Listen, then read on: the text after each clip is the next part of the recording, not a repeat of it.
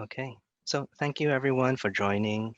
I thought it would be a good time that we actually have a good, nice meet and greet, even though it's done virtually, but also to do it for a purpose. I think dissertation time is something that's on your mind right now.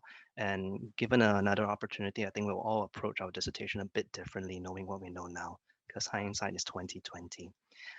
To start off, I would like to recognize that these are the alumni that have pitched in and give a lot of advice to the questions that's already been given. I would like to give the opportunity for each one of them to introduce themselves. You may notice that I have removed one or two because due to some circumstances, some of them could not make it. John, for example, is ill. Akil gave his contributions, but is unable to join as well. So from top all the way to bottom, I'll just introduce Akil first. So Akil Yunus is our Vice President for Chevening Alumni Malaysia.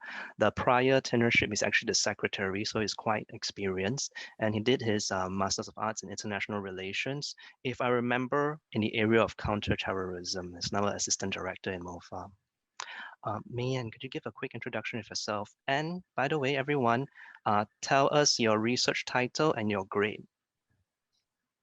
So hi, I'm Mei Yen. I did law at, obviously, as you can see, I did LLM law at University College London. My research title was how to prevent the death of democracy, regulating, what was it?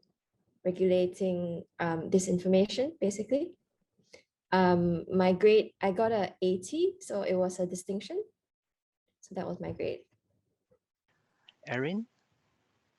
Hi everyone, I'm Erin. Um, Previously, from batch 2014-2015, from doing competition law, international competition law from City University.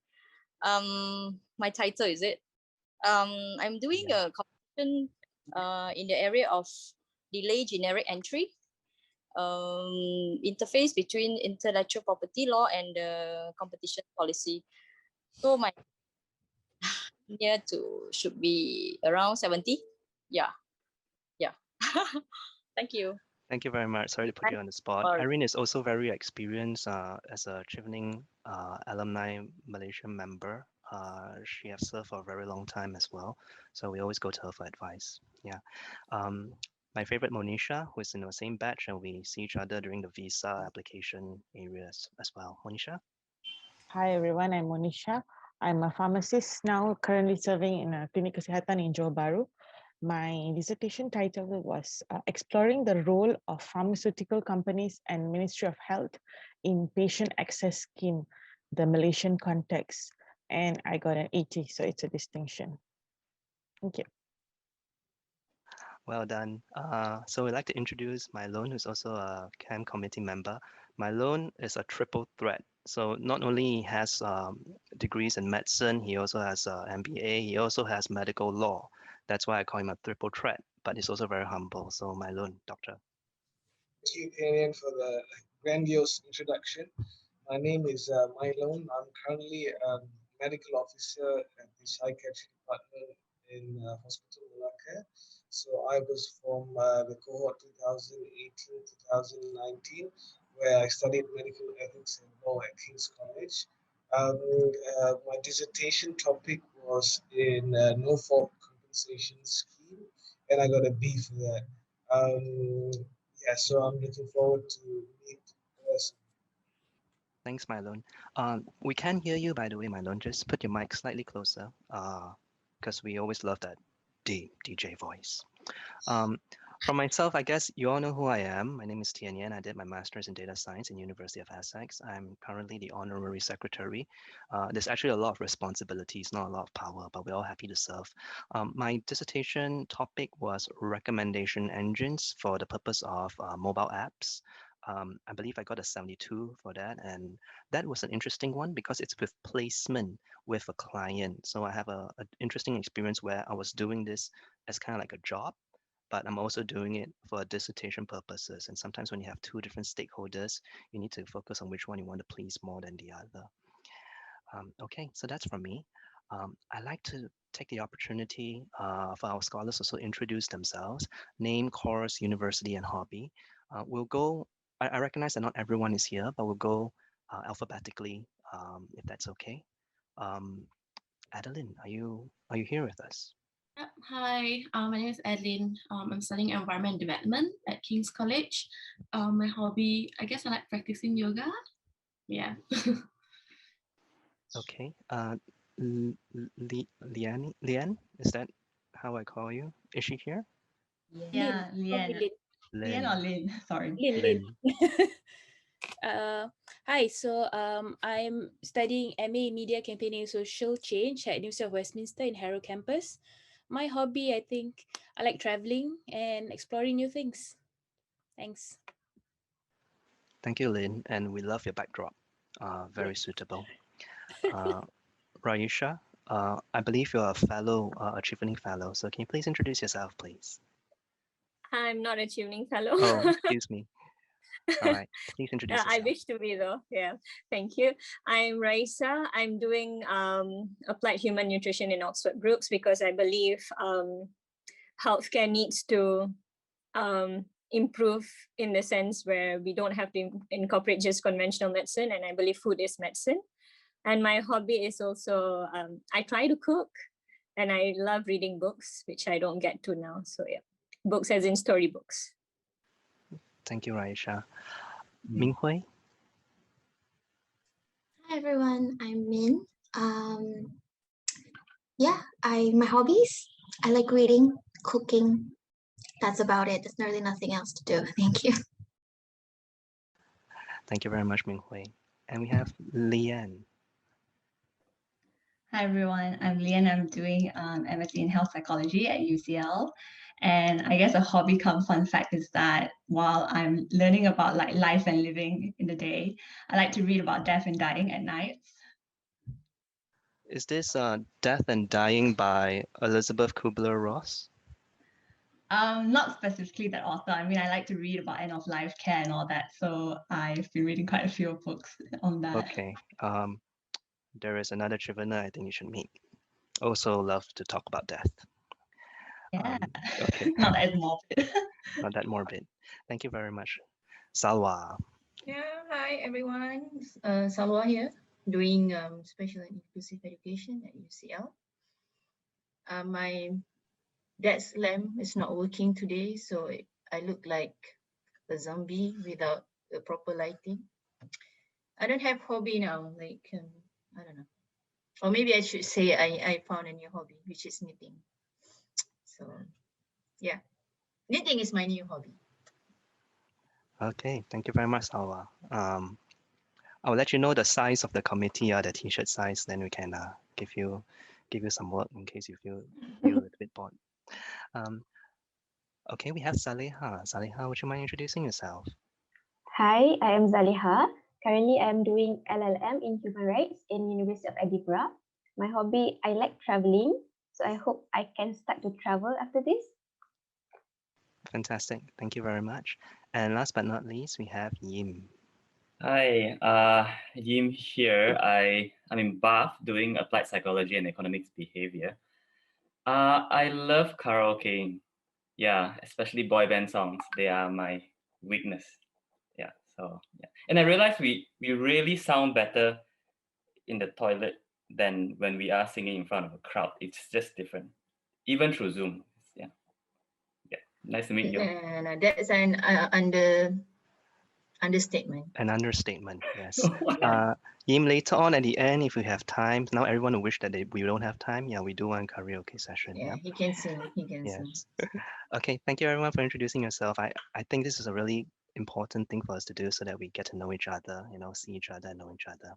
Great. So without further ado, I am going to give a very quick rundown, a very brief summary about Chevening Alumni Malaysia. I recognize that not everyone knows enough about it in terms of our roots and origins and what we intend to do. So this will be a very short segment. Chevening Alumni Malaysia is an NGO that's registered under the Registrar of Societies in 1999. Currently, we have about 190 registered members. So it means that all of the scholars in Malaysia and also the alumni, we are eligible to join, but we have to sign up to be a registered member. Fun fact you guys might not know, actually long time ago, Chevening actually offered scholarships for undergraduate degrees. And once upon a time, they even offered for PhDs. So we're also trying to restore our records and to look for all of these golden years achievers and understand how their path and journey is like, and also get them to contribute back to the community. We're about being a catalyst for change and also for nation building. I can tell you without a doubt that everyone here who is a member and who is also in the committee does so because they want to serve back, they want to contribute. It was Edward Tay, one of our committee members, that said it very beautifully to me when he came back. He said that I want to contribute back. And I know if I don't join right now, I don't know when I'll be able to contribute back. So that's the kind of spirit that I see in our community.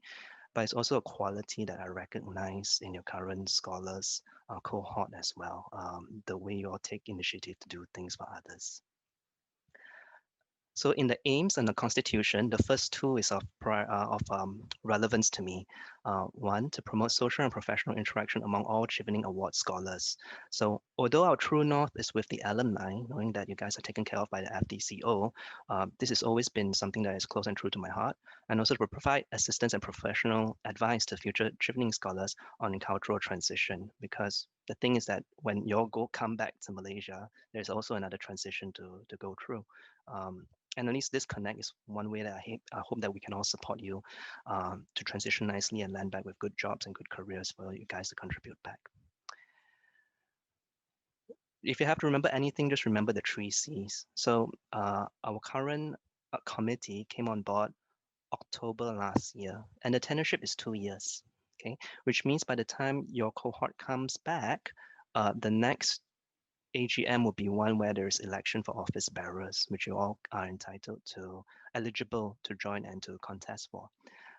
For us, we talk about the 3 C's. 1, connect the alumni. 2, continue to strengthen our community.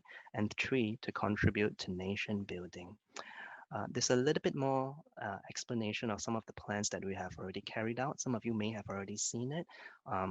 For Connect, we have the CAM Leadership Series. We already had Jalil Rashid, Dr. Nazir Razak to speak. We also intend to have bonding events when hopefully the MCO situation improves a bit, and also to lead the agenda in Asia Pacific. Previously, we have always led some of these events regionally, and we aim to lead again in this tenureship as well. Second is on strengthening our community. The first part is the regional program. So we recognize that a lot of us are in Klang Valley, and we don't want to miss out those that are from other regions within Malaysia. And we're doing our best to make sure there's a regional chapter somewhere involving southern part, northern part, east and west. In our committee, we have one from Penang, we have one from Malacca, but we really believe that we have to be able to give opportunity to everyone and to have everyone be connected. Second is batch reps. By batch means if you're of batch 2000 to 2001, that's that batch, right? So we are trying to get representatives from each batch. It's one of the most difficult thing to do, but one of the most important things that we must do to connect all these batch together. And getting a representative, one thing is, in the past, we don't have WhatsApp, we don't have emails. So when they go to the UK, they're pretty much like pen pals. They don't really get to connect as how we connect today. So restoring some of that relationships is important. To give them an outlet for them to contribute within their own locale is also very important. Finally, there's also leveraging on subcommittees. We are no stranger to helping our members to facilitate also their charitable activities. So if there's a campaign going on for blood donation, we boost it in whatever media outlets that we have control of. So we know that they're organic events that are being held. We do our best to facilitate, we do our best to support, and as much as we can, we boost the signal for you along the way. That's how we found ourselves to play a part in this. Finally, to contribute back, the first one is a session where it's on very narrow niche domains, and it could be of a specific topic, and this tend to be organic. We often work in smaller working groups, and that's how we can make sure that we give them enough resources to actually drive these initiatives and ask for support along the way. There's also mentorship programs, and probably Erin knows a little bit more than I do, but I believe we had a mentoring program, correct me if I'm Erin, is it with Perdana Fellows of YTL that we partner together with.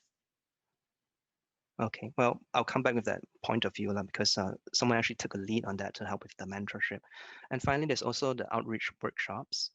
These are the ones where we actually help together with PHCs to give awareness on the opportunities in the Chevening scholarships. And we also aim to do more focus in the outskirts because Klang Valley, you probably have a lot of representatives, but what about places like Kelantan and other parts of Borneo, where I think it's very important that alumni would come back and go to their home ground and set their sight on a higher bar that they are capable of achieving themselves, right? If you participate in any of the practice interviews with some of the applicants, I think sometimes they don't give themselves enough credit. And actually they have all the leadership attributes already, but they just didn't see it for themselves. And this is where we intend to be the equalizer to make sure that they also have opportunity to come back and contribute.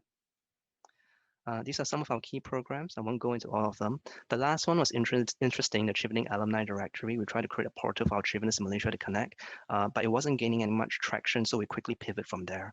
How we work is that we don't wait for our idea to be perfect, because we can kill an idea sometimes too much just by over talking over it. Sometimes we just start it off, see how it works, and then see where that leads us to. The YouTube channel is one of such success. It has gained about 126 subscribers with the interview series videos gaining more than 2,500 views, and that's attracting some traffic into that area. And hopefully that will give some limelight to other videos that tells more about the day in the life of a Chevener. Okay.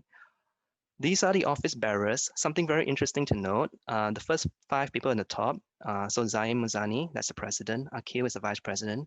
Me as secretary, and not to mention, we cannot forget Shamila, who is my assistant secretary. We do a lot of the work together, and Nisa, who's the treasurer. So these are the 5 main office bearers according to the constitution.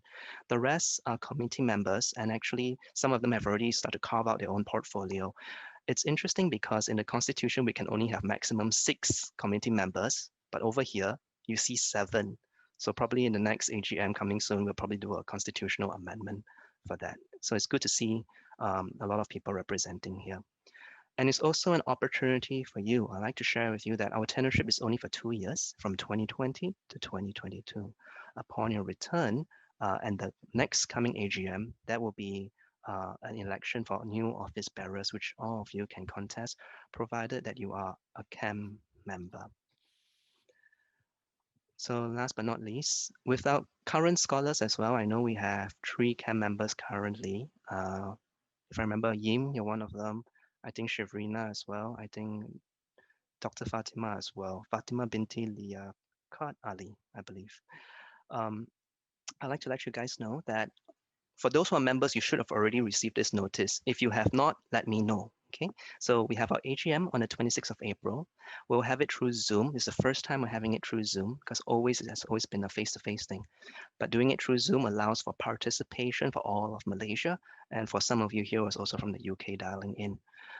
In order for you to vote in this AGM, you must be a registered CAM member, and the fee is a lifetime fee, a one-time fee of 100 ringgit. Convert that to pounds, it'll probably get you a Domino's pizza for one evening. Member registration, that's the new link. You just click on it, register, complete your membership fee. You have to transfer it to the CIMB account over there, and then give your proof of payment to that email address. If you are a CAM member already, then you just have to RSVP, and see how it works in the AGM is that you get to propose motions and second them. So you will be given our current constitution, our last few years of minutes for you to understand how things are run. And you can propose these motions, and then we also debate them then and there as well. Okay, so I hope that gives you an introduction of how Chevening Alumni Malaysia works and how we connect with the rest of the greater alumni societies.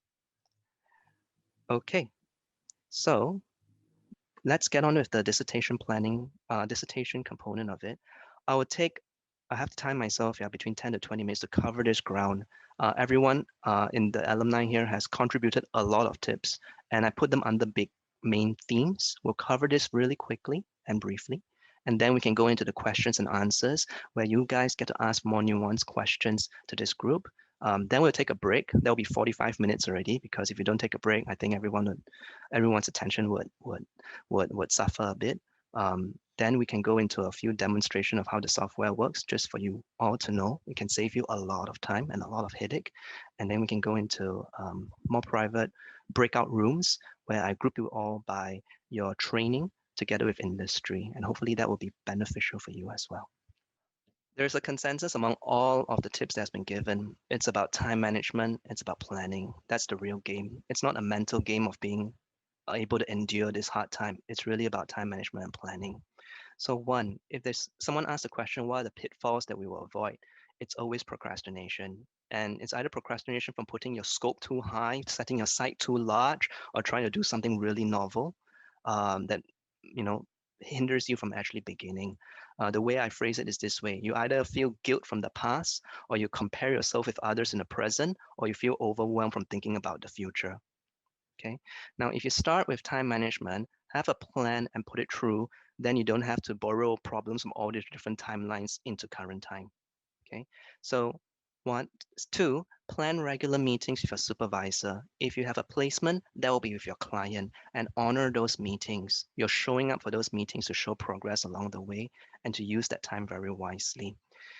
It's important, number 3, that you set daily writing time and take frequent breaks. One scholar I know, when doing their PhD, it was set 6 hours of writing time in 1.5-hour blocks, and in between will be breaks for himself. So as long as he goes by that every day, he's fine. Outside of those writing time, he can fully relax and deal with his own self-care. So you really have to baby step it, meaning in that 1.5 hours, I'm just going to read that particular research paper. I'm just going to browse it. Actually, I'm just going to open it. And once I open it, okay, maybe I'll just read it. And after reading it, okay, maybe I'll just take notes. And you just string one step along the way. You always start with the baby step, and then you move on to bigger things. 4, it's very important that you have your own guilty pleasures and your rewards. Writing alone in lockdown is very frustrating, as Mei Yen would say. I concur too. So for Mei Yen, it's hot cocoa. For me, it's to buy stuff in Amazon. Just have little treats like these at the end of your writing time, just to reward your lizard brain, your reward centers that you're actually completing some work. Okay, Yim understands my reference because I use psychology. 5, protect your writing time. Now, as a master student, I always believe in teaching others generously, because the more you teach, the more you learn. But during the time when you write, you have to protect that time, and you have to say no when people come to you with last-minute emergencies. Very often, these last-minute emergencies are self-imposed problems because they do not plan ahead of time. Okay, you can help others outside of that time, but you really have to prioritize your own writing time. For those of you with families as well, I know it can be very distracting. You have to keep it as a sacred thing for yourself to do. 6, plan for 2 weeks, even up to a month of buffer for completion, so that you have time for formatting and for reference tracking. Me and Akil do this. Then they are able to just edit in their own leisure time and not have the stress of having to rush towards the time. Worst case scenario, understand how your extenuating circumstances process for your department works. Okay. Last year during COVID, many people use the extenuating circumstance process to push their submission date. Now, I'm suggesting this to you just from a point of worst case scenario. So don't keep pressing the panic button and stress yourself out. Don't start intending of using this, but having an idea of how it will play out at least will give you a little bit of reassurance. Erin would say, prepare the appropriate Gantt chart to monitor your writing progress, set deadlines for the construction of each chapter, and allocate time to edit the paper. So it's all about the planning. It's all about the time management. Resources. If it hasn't been apparent to you already, I want all of you to back up until it hurts. Okay? Whether it's with Dropbox, whether it's with GitHub, make sure the system that you have has a timestamp. Because you never know, someone else might suddenly have work that is similar to yours, or your work looks similar to theirs. When you have to defend your work in a tribunal, you have the evidence here. So just prepare yourself and set it up for success in that way. I had a friend, during submission, the file itself got corrupted. And in order for her to prove that she was the main author of her own work, these are the timestamps that will actually help her show and create a congruent timeline. Okay. So that's on planning. The next part is on topic selection. Again, a lot of questions over here. The consensus that I found among our alumni here is that if you're going to pick a topic, first four main things. One, do you have enough research literature? Two, do you have enough data to do your research? Most of the time, people don't look in terms of how the dissertation would fare for their career. They really look at how interested they are at the topic, because that's what's going to carry you through. And finally, do you have a good supervisor who's able to support you and has expertise in that area? If you pick a supervisor that doesn't have experience or expertise in your line of research, some suggestions that they give you may lead you astray, right? It's just a normal thing as if you explore different approaches of doing your research. So these are the four main considerations, all right? Don't overthink this. If you don't have enough literature or data, consider getting it from a different setting. So if you don't have data from Malaysia, well, consider other ASEAN regions that may have similar settings for you to approximate your research. Okay, those are the four main considerations. Have a very clear focus and scope. So someone did ask this, if you're working for an NGO and a government in Scotland on future policies, then just focus on Scotland and for future policies. Don't try to put too much and also think about Malaysia in that particular dissertation as well. All right, there's a little bit more towards that advice, but it's very important that you lock your focus and your scope down, because in between we have seen many people try to change different topics when they realize they've hit a dead end. And that's not the kind of time that you want to waste. Thirdly, plan to do your best. Get an awesome grade on it, all right? And once you're done, then publication, PhD, career, those are the options that would open up for you. You can think about them a little bit ahead of time, but that's largely a function of something that happens in the future. For publication, you get your help from your supervisor to adjust the format and the publication for you and get advice on that behalf. For PhD, that's where you extend your dissertation into a full research proposal. Now you can do novel research. For your master's though, it's best not to do novel research. You want to comb through all the secondary research and complete that master's on that deadline and get a good grade. Now, considerations for career.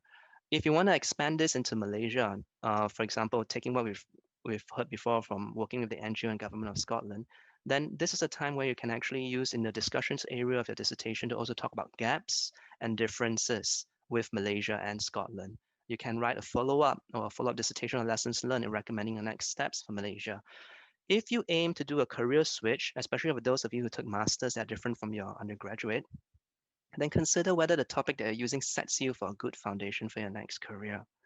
Now, if you get overwhelmed by this, go back to number one, whether you have sufficient literature, two, whether you have data, three, whether you're interested in the topic, and four, whether you have a good supervisor back you up, right? Don't overthink the rest. So hopefully that will be your North Star. Monishah says it best, no good work goes unnoticed. So plan to do your best. If your master dissertation is the best that you can give, publication, PhD, and your career side will open up for you. If I can add something, Tian Yan, you said not to do any novel research or not to go into any novel topics. I would modify that a bit by saying not to take a topic that's too novel. If it's slightly novel, like a slightly different methodology or slightly different framework to analyze something, that's still fine, as long as you're confident with it and you clear it with your supervisor. But if you are there, you shouldn't shy away from it. Just don't make it something completely original, because you can't. You really need a lot of time to research, to write. It's a PhD thing, not master's thing. Thank you very much, Mei Yen. Can I add one more thing, Tian Yan?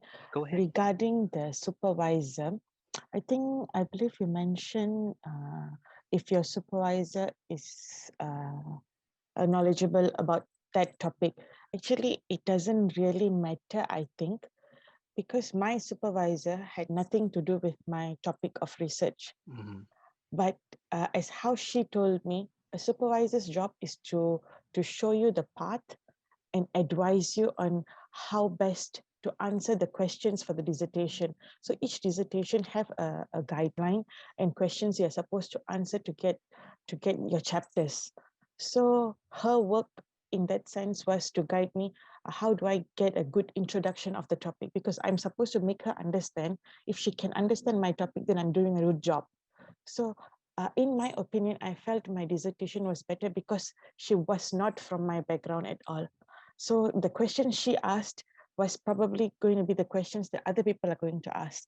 So I could capture people who understand and people who might not have an idea about what I'm talking about.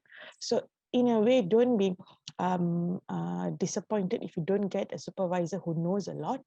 It's okay, because everything that comes to you because you're supposed to get it.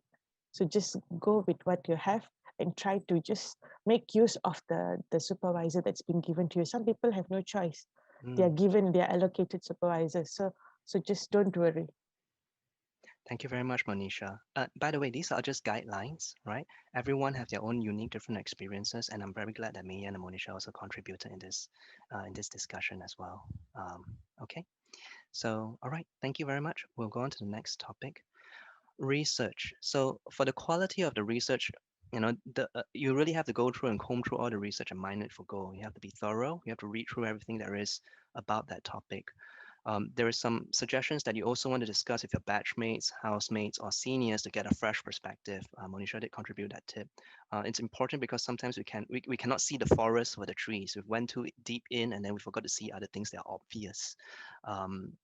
You have to practice your own judgment to discern what advice is good for you and what advice you would not follow, as with any other advice in terms of direction. Consult your supervisors. Now, here's a tip, yeah. If your supervisors are very busy people, right? Sometimes they publish a lot. Sometimes they have a lot of research ongoing. They also have to take a vacation. If you find yourself in a sticky situation where you need to get data from your supervisor and you're not getting it fast enough, do not escalate upwards yet. It's good to also know who their tutors are or all the other PhD students that are studying under them, their understudy, because they might be doing research in that same line and possibly you can go approach them too if something that you need is not coming to you in a timely manner. That's why it's also good to speak to seniors who have finished the same course. So you can get some level of guidance instead of just, if you feel at least you don't have enough support. Okay. Again, every supervisor is different, all right? Just consider that there are other ways for you to get what you need and what you want so that you don't stress yourself out waiting for things and then rushing later on. As far as data research techniques are considered, for experimental based techniques, I think it's just very important you get your data set prepared from day one if you can. If this is data set that your supervisor has over the research of cows movement, for example, then make sure you get it on day one. Don't leave it to be an afterthought because it can really take up a lot of time. If you're doing interview-based techniques, one of our colleagues suggests that his personal view is ideally to stay clear of topics that require interviewing subjects or obtaining other materials where you require clearance because it's just another process they have to go through. Now, I recognize that it's different from everyone, and sometimes you do need that primary data source and conduct interviews. This is the only piece of advice, at least I get from one person, that ideally you want to steer clear from that. If you're using secondary data, then you just have to focus on combing through all the evidence and insert your own argument in it. That's where you actually do most of your research and get a literature review. Akil, who is the vice president, he will say that you will not want to stop researching, but you must at a certain point. You don't use research as a reason for procrastination. Make certain assumptions, leave certain things out as long as you acknowledge the roles in it inside your methodology section of your thesis. Okay, you don't want to overdo the research till you don't actually deliver a piece of writing. Akil also said that you have to think, and I put this here because he worded it so well, from his journalistic past. Think of the existing literature and secondary data as components that will either affirm or negate your stand. Search widely and judiciously for research that agrees and disagrees with what you intend to posit, and decide at the end of a dissertation whether you choose to persist with your stand or dispel your argument. Now, the resources that we put over here is typically used to help grease your research process. Normally, you would use web portals and your library resources, but I also find it's very troublesome when it's blocked behind a paywall to get the paper that you require. Just know that these resources exist. Google Scholar is the best search engine to looking for any type of pieces of papers. And if you have trouble getting that paper, take out the DOI, and then you can use Sci-Hub to get the paper itself. You can also use LibGen to look for seminal books by prominent professors and refer to the bibliography. So here's the interesting tip. In Sci-Hub, try to look for review papers. So these are papers that reviewed other research, right? Meta studies, as we may call them. That will form a very convenient backbone for your research. So you don't have to sift through so many. You can start off with one that gives you a good bird's eye view. And similarly, when you look at seminal books as well, you can find one author, probably is a little bit dated, but it covers the whole span of your literature. And that helps you at least to get a very coherent view of the landscape of your research. Finally, I put Medium here, but it's more for data science people. If there's a layman resource that helps you understand your academic research, and if you have to pay for it, then use that as a way to actually shortcut your understanding to deal with the more complex material. Any other points on research here, guys? Mei Yen? So about Medium or other, I guess, more layman resources, you don't necessarily have to shy away from it. It depends on your area, because I have a friend in the same LLM course on tech. She also did tech law as well, and her area was so novel that there's not much research papers written about it, because it's about essentially Brexit and data flows. At that time, the UK hasn't really Brexited yet, so we don't really know what's going to happen. So she relied a lot on solicitors, essentially blogs on lexology, writing about this area of law.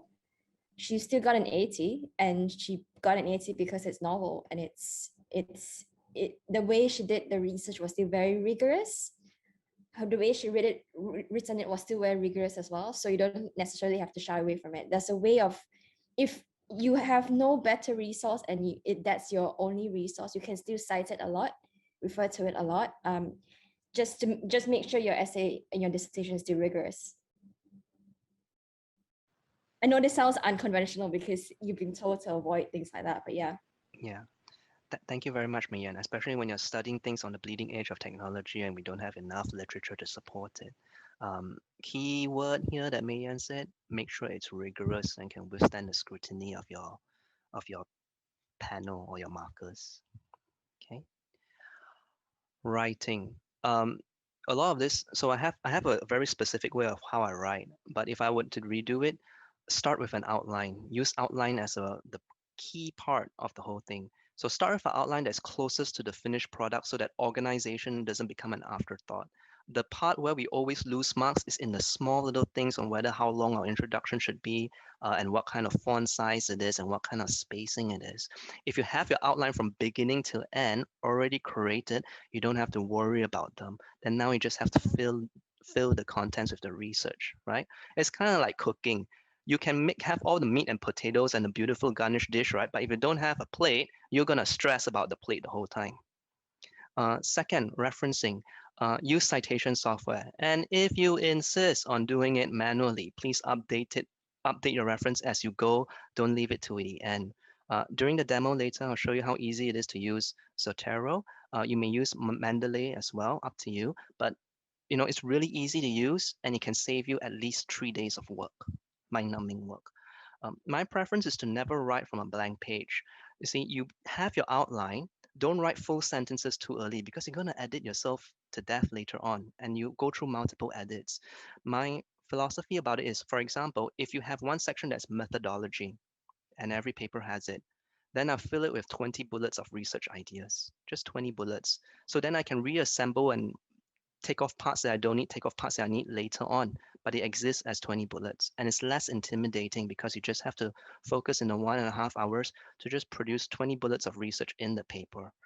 In that way, when you write it and assemble it in segments, you're never really starting off writing from a blank page, right? Your whole paper already have the research put into it, and then I'll leave the writing towards the end when it's about stringing the words together once I've already seen the whole complete flow and the whole the way everything is pieced together, so you can minimize on the unnecessary editing on how the words sound. Mei Yen said it best. I read until I felt that I read enough to start writing. I aim to write about 500 words a day, and I continue doing readings while I write and keep editing my dissertation plan. So if you break it up in this fashion, I think you can be very efficient in your writing and produce a really good piece of work. the resource that we have here, and we joke about this every time when we are talking. Forest app is good. It just blocks your time. If you interrupt yourself, a tree dies because you got distracted. A tree on your app, right? Second, we do this gongbang thing where we go to YouTube and then watch other people study so that we don't feel so lonely when we are doing our own studying. If that's your sort of thing and it's not creepy to you, okay? What I do is I have a big master plan. My master plan, the word count is way longer than my actual essay. So it has everything. It has the citation of all my documents, all my research readings. It has very detailed, it has notes. It has very detailed essay plans. It has very detailed ideas. So it's all there and I just have to arrange it. And when I write, I just open a new document at the side and write based on the essay plan at the left. So that's easier for me. I plan it first. And when you say forest app, Tian Yan, I found something that's pretty cute as well that might help. It's called Study Bunny. So the bunny studies with you. It's on your phone. You turn it on, and like the bunny studies with you for however period it is. And if you stop or you don't go that often, the bunny gets angry. It's really cute. Yeah, So you're talking my language. a bunny is studying with you. And it's a really cute bunny, so you're motivated to please it, I guess, by studying. I actually have a really short attention span, so the gongbang videos that are like about half an hour breaks work for me really well. So it's like they make you sit there, do work for half an hour, and then there's a 5-minute break where you can scream or make tea or go to the toilet, and then you it's all in half an hour chunks. So 2-hour videos, half an hour chunks, and then I work like that. Because I have very low motivation, discipline, and and attention span. So those really helped. Yeah. Thank you. Not just you, me too. And I really like to please a bunny. Okay. Finally, proofing. When I say kill your darlings, it just means that for things that you've written and you feel that's very good, if it's not helpful for your dissertation, you have to remove it. And I don't like to delete these things, so sometimes I just copy and paste them in a different document, and I call that the editing flaw, right? Because maybe later on you may find out that what you originally wrote is much better than what you came up with later on. So I just put it at the side, but I remove it ruthlessly. 2, recite, read it out loud. I'm still very ashamed that after my final piece, I still find typos when I defend it in front of my markers. When you read it out loud, then you're also forced to shorten extremely long and clumsy sentences, right? And you can also pay attention to the rhythm. There's a reason why when Macbeth was written, it's the queen, my lord, is dead, because it has a certain rhythm to it. It wasn't said in a way where my lord, the queen is dead, or like how Yoda would say it, is dead, the queen, my lord, right? There's a certain rhythm of how it's written, and you only know if you recite it. Second eye test. For any kind of diagrams and charts, show it to somebody else and see if they're confused. We often forget the legends. We often forget the high contrast colors. We often forget the interpretability of your data, like using logarithm if it's nonlinear data, okay? You have worked with enough of your peers to know which one are trustworthy in your group projects. So you go and pick those people and get them to proofread your work. Finally, copy proof. Some of you, because of your universities, have subscription to plagiarism checking software like Turnitin. If you can find out among your cohort who has access to this software, then you can at least get your final piece of work to be checked in. At least there's no risk of plagiarism, all right? Bear in mind though that once they submitted their dissertation, then they no longer have the software. So if I knew this going in before, I would have asked some of my friends if they have access and asked if they could help me to submit it in the check for plagiarism, just to give it some peace of mind. Tian Yan said, why do mathematicians and scientists love bread pudding? Because bread proofs by itself and the proof is in the pudding. I have nothing better to say. But the point of the matter is that certain things, if you can automate it and use software to help you out with, just use it, all right? I know PhD students that even use Grammarly just so they don't have to think so hard to figure out what's the next word. For those of you who are mathematicians and use LaTeX, just use Overleaf, and you can use the collaboration feature inside there to get second eyes to look and troubleshoot some of the problems when you're trying to typeset your dissertation. And that is it. So this was a summary of all the tips that we had from all of the alumni that we have here. Any questions? Tian Yan, Mm. sorry. Can you hear me? Yeah, we hear you fine. I think I want to talk about the citation. I think this is very important. I think my supervisor even reminded me that even if the idea is not come from you, you need to cite it properly. Because for them, it's very important when you combine few ideas together and some of the idea is not originate from you, we have to cite it properly. If not, it become a plagiarism. That's all. Thank you for that advice. Yeah, unintended plagiarism is a real thing. Okay, and I trust all of us here has integrity, but just be careful. So in doubt, cite. When in doubt, cite. In doubt, just I think almost every sentence in my dissertation was cited. Almost every sentence, not every sentence, but almost every sentence was cited and it was fine. Don't worry about it. If in doubt, just cite it. Tian Yan, I think Raisa raised her hand. Okay, yeah, Raisa. No, that was before when you were giving your talk, but I think it's about the bullet points you were talking about. Do you have an example for that? How you do it? Because it's not the approach that I use, but if I were to write something to publish, I would do that.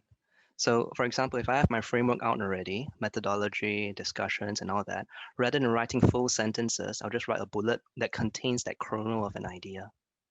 So this lends itself for me to rearrange the whole thing later on. And after I sleep through it one day and the following day where I've completely forgotten what I've written, I can look back at it with fresh eyes. Do I still agree with the flow? And then only then I will put beautiful language and phrase it beautifully and write prose of a dissertation, so that I know I would have minimized all the unnecessary editing. Okay. So you still have time to change it if you want the next day. Yeah. Okay. It's just a method of simplifying the writing process. Yeah, I need simplifying methods. I feel like I'm very long-winded, so that's why I felt like that was helpful. I just wanted to see an example if possible. Yeah. Okay. Thank you. You also be the model example. Okay. I can show something quick. This is not the latest version of my dissertation because I didn't back up my laptop and I recently reformatted it. So this one is, I think, when I first started. So I don't think there's a risk of plagiarism or anything. Let me see if I can share screen. Let me see if I can let you share screen. Can you share? No, host disabled participant. Okay. Let me.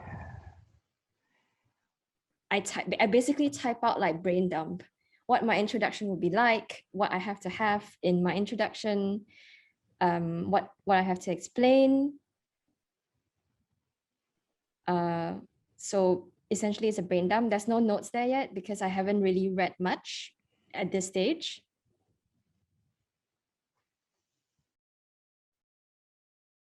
So this is literally just me throwing ideas down. Like I just this is like, okay, fake news law. The Singapore has one, Malaysia used to have one, different countries have one.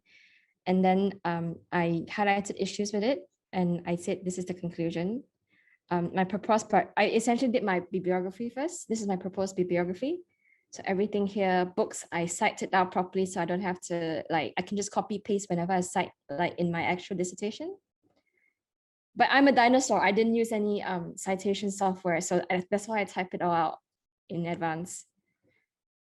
So this is all the stuff I told myself I have to read that I identified in advance.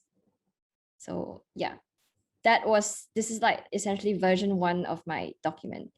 As time went on, my document was massive. It became even bigger than my dissertation. So okay, thank you very much, Mei Yen. Anybody else have any general questions before we take a 5-minute break and I show you a demo of the data wrangling tool and citation software? Well, I have a question. Okay. From Erin. Thank you for sharing your flow with us. My question is, as you were writing, how often did you check to see whether or not there was new information? Because you're looking at cases and statute, I suppose. all the time, because my area is actually very it's still developing as well, because the law and the EU is doing something else as well. So I check all the time. If I update all the time with my bibliography. When I realize that something is relevant but not super relevant, I don't have to read it. I cross it out, but it's still there as a strikeout. I add materials in all the time while I write as well. So it's a continuous process of changing as I go. But the meat of the essay mostly stayed the same, but my thought process on the further parts, especially the more analytical parts, change the more I read as I go along writing. So yeah, it evolves. You don't have to come up with something perfect the first time and then stick with it and write, because your ideas and thoughts will change as well as you go along. How do you stop yourself from going down the rabbit hole, getting sidetracked? I remember a professor saying that that's really common when you're checking for updates. Essentially, time management. You know what you have to read and what you can't read. Sometimes, because there's a lot of things that can be relevant that you identified that you can read to see if it helps, but skim reading it to see if it's really going to be helpful is a good way of saving time, so you don't actually read all of it. It depends on what area you write on, because there's obviously a lot of things that can be relevant. You just have to tell yourself you have to have a limit. As long as you read enough that you won't run out of topic or you don't miss out really, really, really important readings, you should be fine. I just have a question regarding research methods. To what extent do we have to pick research methods that will be possibly relevant to future careers? Right now, I'm just doing like because of the nature of my topic, I'm looking at descriptive statistics, but I'm wondering, is it important to have research methods that are more complex, and will that be relevant to future jobs or something? Yep. There's no justification to pick something more complicated if the research question is answered just by descriptive statistics, in my view. I think it's something that you need to check with your advisor on that. I think it's more than one thing. So basically, you are thinking about your dissertation, but also thinking about future career goals. I guess you have to ask yourself what your career goals are and if that specific research method would really help. Because I obviously did law. A lot of my research is desk-based research. I did miss out on one NGO job because I don't have qualitative and quantitative research experience, which a lot of people who did law wouldn't have, because we just read a lot in general. So I don't have experience conducting studies and interviews, that kind of NGO think tank type research. If you really identify an area you really want to move into career-wise, you can use the opportunity of your dissertation to learn new skills and new research methods. But if you're still not sure, or if it's way too complicated and you really can't handle it, then just give it up. I did give up a topic on environmental rights because I really don't have the time to learn the statistical method to do that topic justice. So I did a more desk-based, a more research-based kind of the topic is that you just have to identify really what you want and then balance it with what you're able to do. Yeah, I do. All right. So I understand that like our supervisors are sort of our first port of call. But I was just wondering, like, because I know in the UK education system here, we usually have like a personal tutor and an academic tutor. That's not something I'm used to having back in undergrad. So I was wondering whether you have any thoughts about how to leverage that support. What were the questions that you found helpful asking them to support you in your dissertation journey? Right, okay. I have one take on this. I'll also let the other alumni talk about it. In my case, I'm quite blessed because I have a client. So I have a senior there in the data consultancy. I have my old tutor. Sorry, I have my old supervisor that would have been assigned to me prior to this.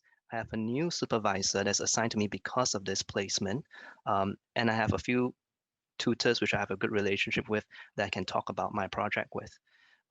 What's important if you don't have a question to ask them the feedback on is to do a show and tell. This is what I've come, I would do a show and tell to them, said this is what my research is about.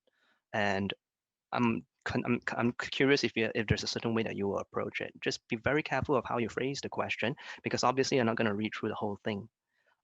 So I had like a slide deck to just give them a very good abstract view of the research that I'm doing and to get their feedback. Having many is a good thing, but having many also means that you have to discern which one you should place more emphasis in. Okay, in my case, I would think that the client is more important because if I don't deliver something, it'll look bad on the school, right? So I would use that as my North Star, and then I have to write something up after that. So having a few people to ask is helpful. Other alumni, do you have any advice on that? Because it's not a one size fit all, really. Yeah, go ahead. For me, I also have few professors that I look up to because I'm quite close with them. So I have one professor from Queen Mary. So I did actually show to him my research framework and what's the topic that I actually did it quite early. I did like January because my supervisor is my professor in my class, and it just happened to be he took that semester January to March. So he is very cautious about time. So we actually meet every half an hour after finish the class. So during the real write-up of this dissertation, we actually didn't meet at all. So because he's very busy. So that's why to have people like tutor is also very good. At least you can actually share to them but of course your supervisor is the main person you have to listen to, because your marks actually is very important from your supervisor. So from what your supervisor tell us, then we can actually what your research framework, then you can actually discuss with your tutor and ask their opinion. But at the end of the day, you have to also go back to your supervisor because they are the main person who actually check on every chapters. Like for me is every 2 chapters I will send to him, he will just have a look and give me some new idea is what happening. That's basically I'm doing the law review and all this. So that's why so maximize on the person. I think 2 or 3 should be enough. Don't be too many because it will distract your attention on how to actually write, because you need to do a lot of readings about the topics that you prepare. Yeah, time management, I think. Yeah, that's all. Thanks very much, Erin. We have one last question from Zaliha because I'm also conscious of time. There's other things that I like to move on to. Zaliha, we will take your last question. Okay, my concern is because I'm doing the placement with one organization in Scotland, and our first meeting is going to be on 6th of April. I mean, from there, we are only going to discuss about the topics and so on, but I have to finalize my topic to the university by 23rd of April. My concern is would I have enough time to read and get all the literature before I finalize my topic? Yeah. The Any question, advice on just that? some context, yeah. This placement is organized together with your university and your department. Is this a collaboration or something that Yes. you? Yes. Oh, okay. Then who So is the my administrator that is heading this collaboration from your university? Is it the head of department or anything like that? it will be my program director for LLM Good. in human rights. Yeah. Good. First thing I would do is I'll bring that concern to the program director because they have as much vested interest to see that you're successful in this. And your program director has your program director's interest is more aligned to yours as both student and for the person delivering the work for this placement.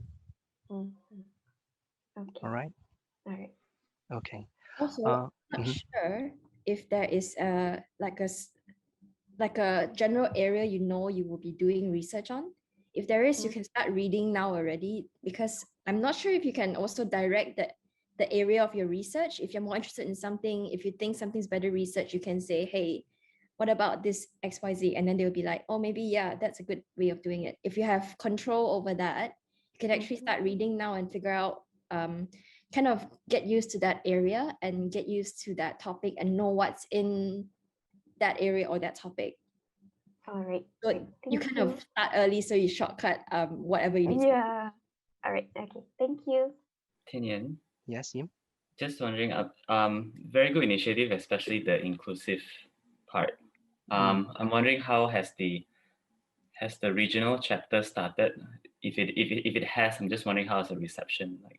Is it difficult reaching out? It's hard to sustain, especially during COVID. We managed to accomplish a lot of things during this time, but without a face-to-face meeting with each of the batches or even in each of the region, it's a little bit challenging to sustain. So getting that formula right is the next challenge.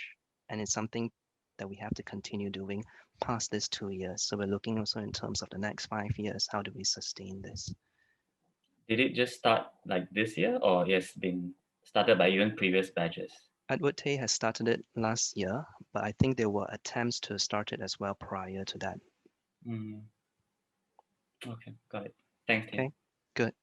Good questions, because even the initiative to do things on the Asian regional level, there are learnings and lessons from the past. And if we don't learn where we failed before, then we won't really be able to gain more traction to launch the new version of, for example, the Asian initiative. So there are some documents, and then those are things that we have to read and understand. We have some of our previous founders to be advisors for this committee as well, so that we are more prepared and more capable in leading some of these initiatives. Okay, everyone, we hope you're back with us.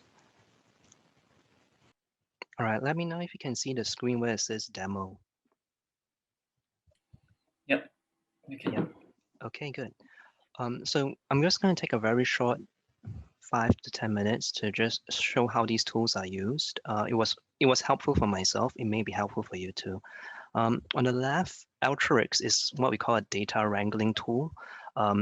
For any of you who actually have to do some statistical analysis using SPSS or R or Python, this can save you about a week of work for the data cleaning and also for the data exploration. As a student, you can get a 1-year license for this. You just have to use your university's credentials, and make sure you just install these particular tool installations that are non-admin version. If it's too much of a hassle, you can just go and download your 30 days free trial and use the piece of software. And on the right here is Zotero, which is a citation software. I estimate it can save you about 3 days of mind-numbing work of putting all the references together, and I'll give you a demonstration on that as well. Okay, so let me start with, all right, do you guys see a little bit of like a flow chart in my screen over here? Yeah, so this is what Alteryx looks like. Rather than writing code to go and import some data source over in a tabular format and then clean it code by code, it's all in a single glance where it's all drag and drop with icons. So I actually run this prior, and this is a completed workflow, but see, so I can click on this and I can have a status of what the data is like, how much of them is actually filled, what kind of data types that are actually there. Even tells me a little bit about an example, a preview of the data. Okay, so I'm just going to go through a few parts of the process just so you know how it's used. So I can, for example, this over here is what we call a palette. And these are all our various tools. So I would start by inputting of a data, and then I have to connect it to a source. And I'll select. Let me pick a data type. Well, let me pick one, which I know I already have information for. So over here, I'm picking some sample data, some sample retail data. Okay, it doesn't work that well. Let me cancel.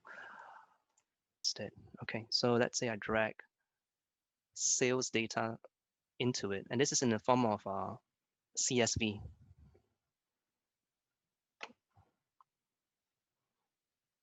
Copy. All right. So it gets imported in, and then I can already see a preview of what the data is like. Then I hook up what we call a browse tool. Okay, and then I have to run it first because this is the first time I'm running it. So because it was just attached. Once you run it, it imports the data in, and then you can see and explore what the data is like. It's really a lot simpler when you do all your data cleansing and everything through here so that you can have a really good idea about what the data is like before we actually do more analysis on it. Typically, if you use your code like with Python or with R, it will take me a few days of Googling and just mucking around to get a little bit of whether or not this is a good piece of data sets to begin with. But if I do it this way, what would take me 1 week to do, I can actually narrow it down to 3 days or less than that. Okay, so it's taking a bit of time, I'll admit, because I have other workflows inside here that's there. It's normally a lot shorter. It's only just these 2 items over here. But with the ability to just drag and drop different tools along the way, you can actually see how your data is transformed, and you actually get a readout at the end of it. Especially if you're doing any kind of presentations that you want it to be presented very well in your paper, it does really fancy things like even heat maps for locations. It can plot things onto a map. There's quite a lot of flexibility of the tool. My only caution to you is that make sure you make it known to your supervisor that this is something that you are using for, at least for the data cleaning and for the exploration, because there may be a requirement for you to actually use R to deliver as part of your dissertation or your learning outcomes for that matter. Okay, probably this is more relevant for Yim than the rest. Yim, you use R, right? Anybody else use statistical software for their research? Okay, well, Yim, then this is for you lah. Yeah. So there are other things that you can do. So the tutorial is really quick and easy, and finding help is quite simple. And I can just right click and then look for examples, and I can open examples of how each of these pieces of icons can be used. I'm a little bit out of practice because I did this demo like last year to my cohort, but I haven't exactly built something from scratch anymore. All right. So that's from Alteryx. Now, for Zotero, so I downloaded a few papers over here, and I just downloaded 3 papers using Google Scholar. Okay. So let's say I have 3 papers over here, and I would open Zotero